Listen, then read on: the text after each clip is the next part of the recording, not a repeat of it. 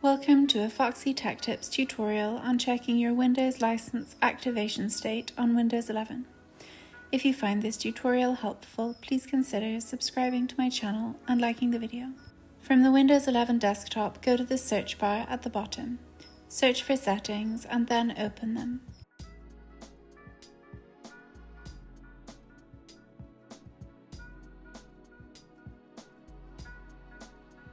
In Settings, select System from the left sidebar.